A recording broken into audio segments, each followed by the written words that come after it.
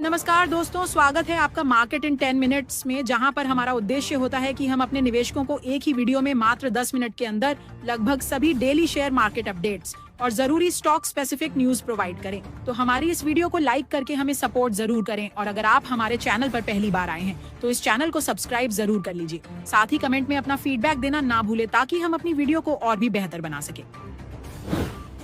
आज भारतीय शेयर बाजार ने जबरदस्त पलटवार किया। सुबह जब कारोबार शुरू हुआ तो सेंसेक्स 300 अंक गिर गया था और निफ्टी भी 24,800 से नीचे फिसल गया था, लेकिन दोपहर तक माहौल पूरी तरह पलट गया और दोनों इंडेक्स हरे निशान में पहुंच गए।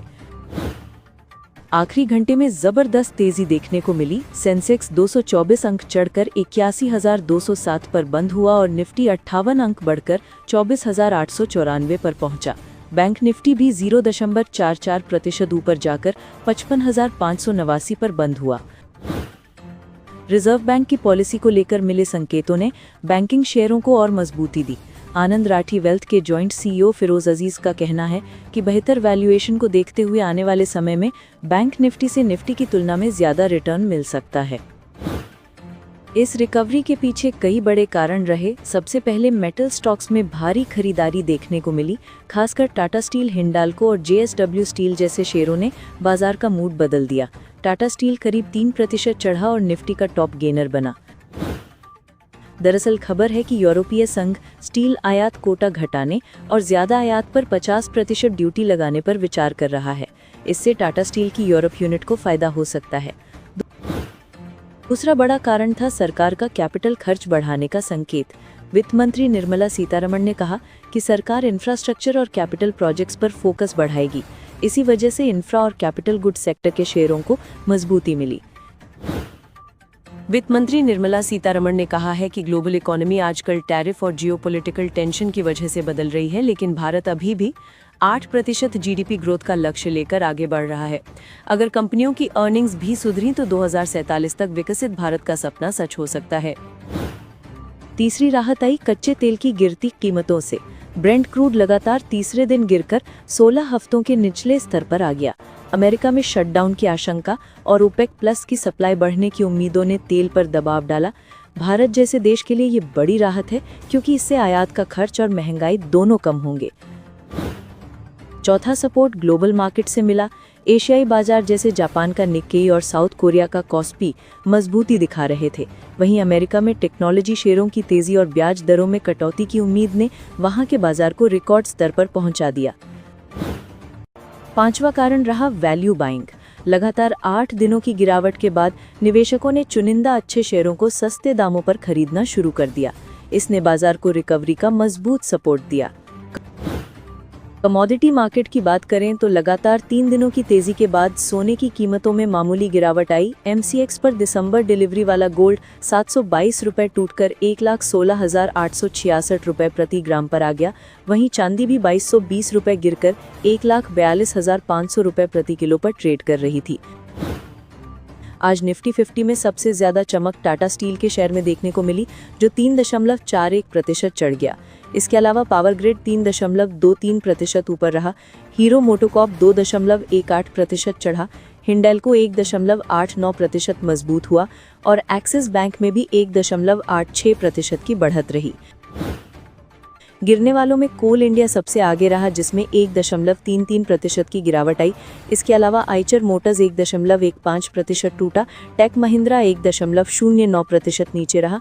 मारुति सुजुकी में 1% की गिरावट आई और एसबीआई लाइफ भी 0.89% कमजोर हुआ।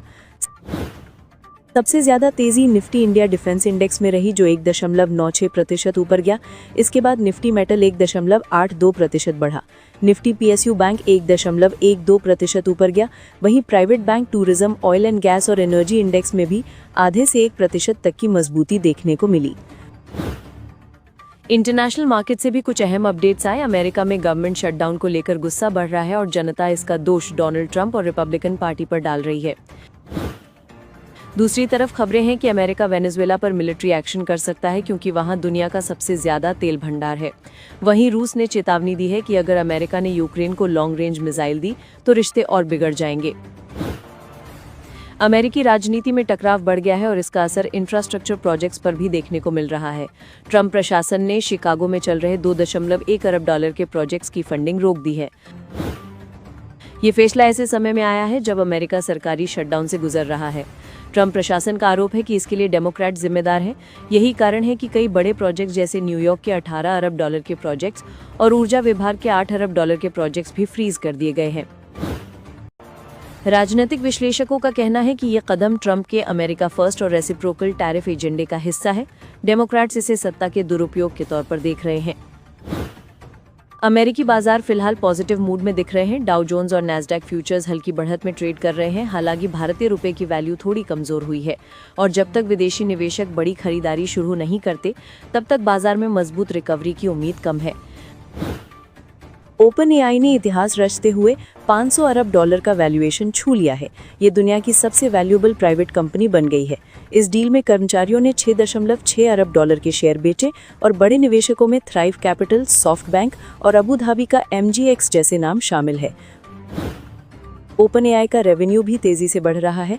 2025 की पहली छमाही में कंपनी ने 4.3 अरब डॉलर की कमाई की, जो पूरे 2024 के मुकाबले 16% ज्यादा है। AI सर्विसेज की डिमांड तेजी से बढ़ रही है और यही इसकी ग्रोथ का सबसे बड़ा कारण है। इस खबर का सीधा असर भारतीय डेटा सेंटर स्टॉक्स पर दिखा। Orient technology 17% उछला। नेटवेब टेक लगातार तीसरे दिन 3% ऊपर रहा। ब्लैक बॉक्स और E2E टेक्नोलॉजीज ने 5% अपर सर्किट मारा और अनंत राज भी 2.5% चढ़कर 717 रुपए पर पहुंच गया। इसके साथ ही ब्लूमबर्ग की रिपोर्ट के मुताबिक सिफाई इन्फिनिट स्पेसेस भारत में $500 मिलियन का IPO लाने की तैयारी में है, जो अगले 2 हफ्तों में फाइल किया जाएगा। विशेषज्ञों का मानना है कि भारत में आने वाले 3 सालों में डेटा सेंटर की डिमांड 2 गुनी हो जाएगी और इसके लिए करीब 90,000 करोड़ रुपए के निवेश की जरूरत होगी। इसी वजह से ग्लोबल कंपनीज जैसे NTT, STT ग्लोबल और नेक्स्ट्रा डेटा पहले से भारतीय मार्केट में एक्टिव है और आने वाले समय में यहां और तेजी देखने को मिलेगी। सेबी अब फैमिली ऑफिसेस पर नजर रख रहा है। ये वही संस्थाएं हैं जिनके जरिए देश के बड़े कारोबारी परिवार शेयर बाजार, स्टार्टअप्स और IPO में भारी निवेश करते हैं। सेबी पहली बार इनसे उनकी संपत्ति और निवेश का पूरा डेटा मांगने पर विचार कर रहा है, ताकि पता चल सके कि इन बड़े खिलाड़ियों का बाजार पर कितना असर है। भारत में अब मुकेश अंबानी, गौतम अडानी, अजीम प्रेमजी और शिव नाडर जैसे अरबपतियों के फैमिली ऑफिस बड़े पैमाने पर निवेश कर रहे हैं। पहले ये संख्या बेहद सीमित थी, लेकिन अब ये बाजार में अहम रोल निभाने लगे हैं। ऐसे में सेबी इन्हें रेगुलेशन में लाकर इनसाइडर ट्रेडिंग और हितों के टकराव जैसे जोखिमों को रोकना चाहता है। दूसरी बड़ी खबर पैनासिया बायोटेक से जुड़ी रही। कंपनी को यूनिसेफ से बाइवेलेंट ओरल पोलियो वैक्सीन की सप्लाई के लिए लॉन्ग टर्म कॉन्ट्रैक्ट मिला है, जो 2026 से 2030 तक चलेगा। इस ऑर्डर की अनुमानित वैल्यू लगभग 315 करोड़ रुपए है। यही वजह रही कि पैनासिया बायोटेक का शेयर आज 3.25% चढ़कर 414 रुपए के आसपास पहुंच गया। पिछले 1 साल में ये शेयर 28% से ज्यादा रिटर्न दे चुका है। वेदांता के शेयर में आज 3.25% तक तेजी देखने को मिली और ये 471 रुपए 50 पैसे पर बंद हुआ। ये उछाल इसलिए आया क्योंकि तांबे की कीमतें रिकॉर्ड स्तर तक पहुंच गई हैं। MCX पर कॉपर फ्यूचर्स 977 रुपए और लंदन मेटल एक्सचेंज पर $10,500 प्रति टन के आसपास चल रहे हैं। इस तेजी की वजह तांबे की सप्लाई में बड़ी रुकावट है। इंडोनेशिया की दुनिया की सबसे बड़ी ग्रासबर्ग माइन ने फोर्स मजोर जारी कर दिया है, यानी अचानक हालात बिगड़ने के कारण सप्लाई रोक दी गई है। इससे करीब 5.9 लाख टन तांबे की आपूर्ति प्रभावित हो सकती है। वेदांता का तांबे के व्यापार में बड़ा हिस्सा है। इसकी सब्सिडरी स्टरलाइट कॉपर पहले देश की कुल डिमांड का लगभग 36% तक पूरा करती थी। ऐसे में तांबे की बढ़ती कीमतों का सीधा फायदा वेदांता के बिजनेस और शेयर प्राइस दोनों को मिल रहा है। आज वी-मार्ट रिटेल के शेयर में आज जोरदार तेजी दिखी। कंपनी ने दूसरी तिमाही का अपडेट दिया, जिसमें रेवेन्यू 22% बढ़कर 807 करोड़ रुपए हो गया और 25 नए स्टोर्स भी खुले। इस खबर के बाद शेयर 13% उछलकर 820 रुपए तक पहुंच गया और ट्रेडिंग वॉल्यूम भी कई गुना ज्यादा रहा। हाल ही में एक बड़ी खबर सामने आई है, जो अभी तक ऑफिशियल तो नहीं हुई है, लेकिन ज़ीरोधा के को-फाउंडर नितिन कामथ ने खुद इशारा किया है कि कंपनी का जीरो ब्रोकरेज मॉडल जल्द खत्म हो सकता है। यानी अब डिलीवरी ट्रेड्स पर भी चार्ज लग सकता है, जो अब तक बिल्कुल फ्री थे।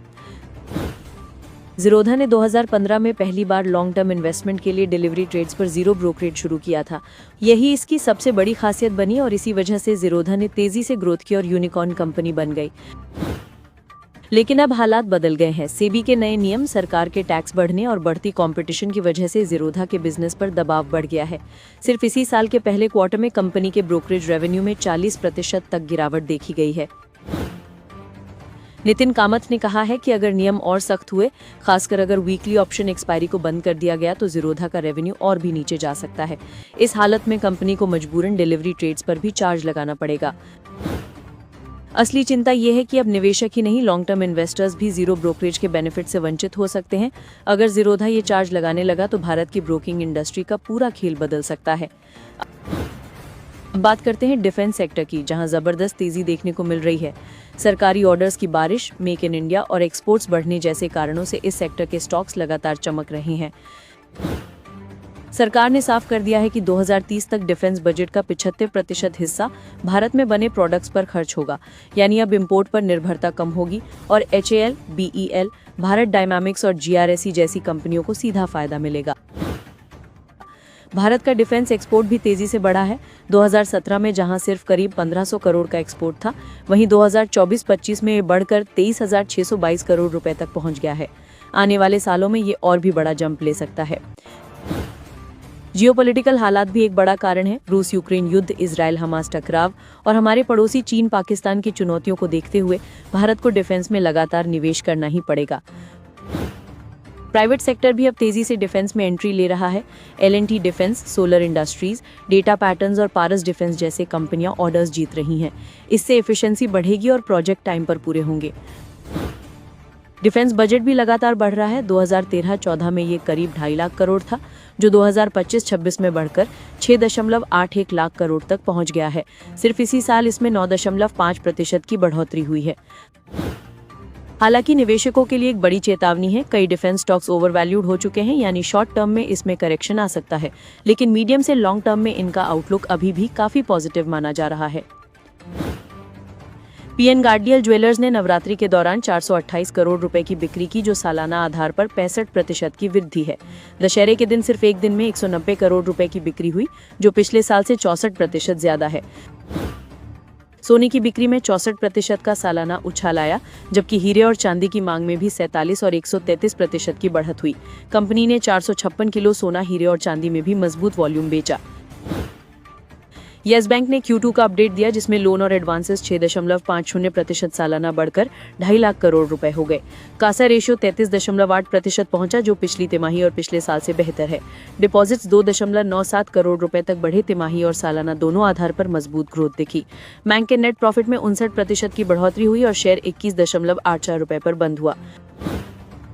पंजाब नेशनल बैंक ने Q2 आंकड़े जारी किए। बैंक का ग्लोबल बिजनेस 27.87 लाख करोड़ रुपए तक बढ़ा, जिसमें डोमेस्टिक बिजनेस 26.83 लाख करोड़ रुपए पर रहा। डिपॉजिट्स और एडवांसेस दोनों में सालाना और तिमाही ग्रोथ रही। PNB का शेयर 1.7% ऊपर 114.5 रुपए पर बंद हुआ, जो साल के उच्च स्तर के करीब है। वेदांता की कंपनी हिंदुस्तान जिंक ने Q2 में 258 kilo ton mined metal production किया, सालाना आधार पर 1% बढ़ा। रिफाइंड जिंक 202 किलो टन रहा, सालाना 2% की बढ़त, जबकि रिफाइंड लेड 45 किलो टन रहा, जो सालाना 29% घटा।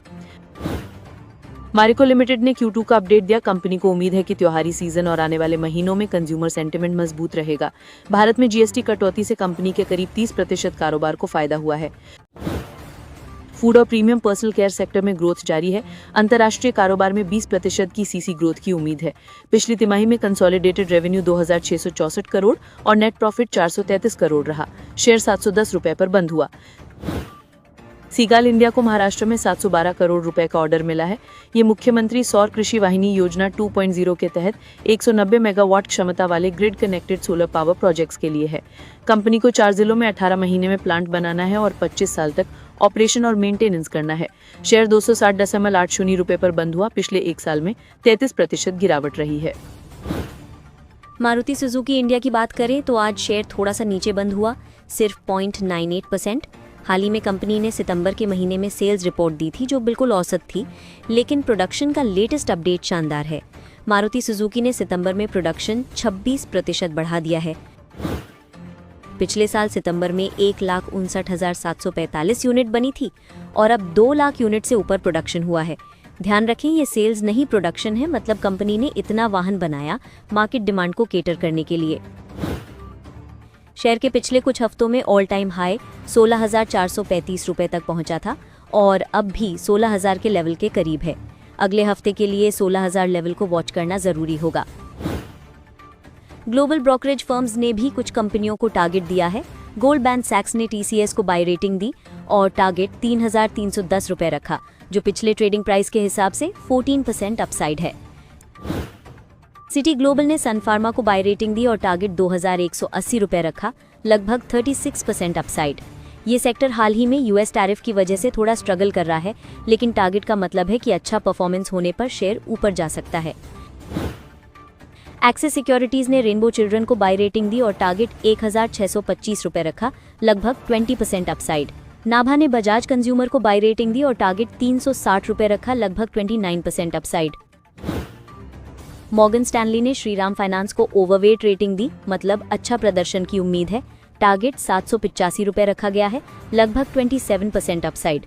इन सभी शेयरों को वॉच लिस्ट में रखना अगले हफ्ते के लिए जरूरी है। वीवर्क इंडिया का 3,000 करोड़ रुपए का आईपीओ आज खुल गया है। कंपनी ने 615 से 648 रुपए का प्राइस बैंड रखा है और ये पूरी तरह से ऑफ अ सेल है। ग्रे मार्केट में शेयर करीब 15 रुपए प्रीमियम पे ट्रेड कर रहा है और रिटेल निवेशक को कम से कम 23 शेयरों का लॉट लेना होगा। एडवांस एग्रो लाइफ आईपीओ में निवेश करने का आज आखिरी मौका है। ये इशू पहले ही ओवर सब्सक्राइब हो चुका है और ग्रे मार्केट में 15% प्रीमियम पे ट्रेड कर रहा है, यानी लिस्टिंग के समय अच्छे गेन की संभावना बन सकती है। बजाज हाउसिंग फाइनेंस लिमिटेड ने Q2 वित्त वर्ष 26 का प्रोविजनल बिजनेस अपडेट जारी किया है। इस तिमाही में कंपनी के ग्रॉस डिस्बर्समेंट 15,900 करोड़ रुपए रहे, जो पिछले साल 12,014 करोड़ रुपए से 32% ज्यादा हैं। कंपनी के एसेट्स अंडर मैनेजमेंट सालाना आधार पर 24% बढ़कर 1,26,740 करोड़ रुपए हुए। केवल इस तिमाही में AUM में 6,320 करोड़ रुपए की बढ़ोतरी हुई है। लोन एसेट्स 30 सितंबर 2025 को 1,13,050 करोड़ रुपए रहे, जबकि पिछले साल इसी समय 78,978 करोड़ रुपए थे। पहले तिमाही में कंपनी का नेट प्रॉफिट 21% बढ़कर 583 करोड़ रुपए हुआ और नेट इंटरेस्ट इनकम 33.4% बढ़कर 887 करोड़ रुपए हुई। शेयर का हालात थोड़ा अलग है। शुक्रवार को बजाज हाउसिंग फाइनेंस का शेयर सिर्फ 0.009% गिरकर 16 रुपए 46 पैसे पर बंद हुआ। पिछले एक साल में शेयर में लगभग 26% की गिरावट आई है। टाटा ग्रुप के शेयरों में जोरदार तेजी दिखी। टाटा इन्वेस्टमेंट कॉर्पोरेशन का शेयर 12% चढ़कर 11,847 रुपए के रिकॉर्ड हाई पर पहुंच गया। लगातार 5वां दिन है जब शेयर में तेजी बनी हुई है और इस दौरान 35% का उछाल आया।